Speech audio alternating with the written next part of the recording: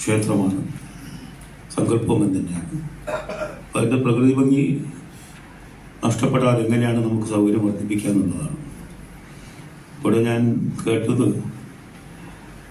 എപ്പോഴും ഈ ഫോറസ്റ്റ് ഉദ്യോഗസ്ഥന്മാർ നമ്മളെപ്പോഴും കുറ്റം പറയാറുണ്ട്. പക്ഷെ അവർക്ക് അവരുടെ നിയമപ്രകാരം കാര്യങ്ങൾ ചെയ്യാൻ സാധിക്കും. അതിന് ഉദ്യോഗസ്ഥരൊന്നും ചെയ്യാൻ സാധിക്കില്ല. ഗവൺമെൻറ് തലത്തിൽ ഇടപെട്ടെങ്കിൽ മാത്രമേ അതിന് ചില എക്സംഷൻസ് കിട്ടാൻ സാധ്യതയുള്ളൂ.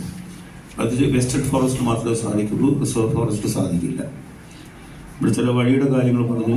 38-39 ആനത്താരി, അവിടെയൊക്കെ ഒരു മേൽപ്പാലം പണിയാൻ പറ്റുമോ എന്നുള്ളത് പരിശോധിക്കേണ്ടതാണ്. അത്ര എളുപ്പമല്ല, കാരണം അതിന് കേന്ദ്ര ഗവൺമെൻറ്റിൻ്റെ അനുമതി കിട്ടേണ്ടതായിട്ടുണ്ട്. അല്ലാത്ത പോകുമ്പഴികൾ എന്തായാലും നമ്മളിൽ നിന്ന് നമുക്ക് ആലോചിക്കണം. കാരണം ഇവിടെ വരുന്ന ഞാൻ തന്നെ 4 മണിക്കൂർ എടുത്തു ഇവിടുത്തെ കോഴിക്കോട് നിന്ന്. സണ്ണി ജോസഫിനോട് ഞാൻ വിളിച്ചു പറഞ്ഞാണ് 11:15 വന്നത്. അദ്ദേഹം വൈകി വന്നതല്ല, ഞാൻ വിളിച്ചു പറഞ്ഞ അടിസ്ഥാനത്തിലാണ് അദ്ദേഹം 11:15 വന്നത്. തെറ്റിദ്ധരിക്കേണ്ട വെച്ചിട്ടാണ്. അപ്പോൾ എങ്ങനെയാണ് ഇവിടുത്തെ ഈ പ്രശ്നങ്ങൾ പരിഹരിക്കുക?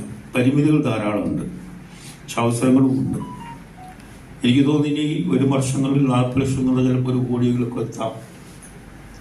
അത്ര ആൾക്കാർ ഉൾക്കൊള്ളാനുള്ള ശേഷിയുണ്ടോ എന്നുള്ളതാണ് വലിയ പ്രശ്നം.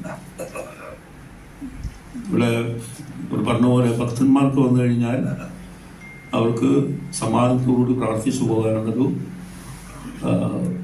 സന്ദർഭം കൂടി അവിടെ ഒരുക്കേണ്ടതായിട്ടുണ്ട്. അതിനെന്തെല്ലാം ചെയ്യാമെന്നുള്ളൊരു മാസ്റ്റർ പ്ലാൻ ഉണ്ടാക്കേണ്ടതായിട്ടുണ്ട്.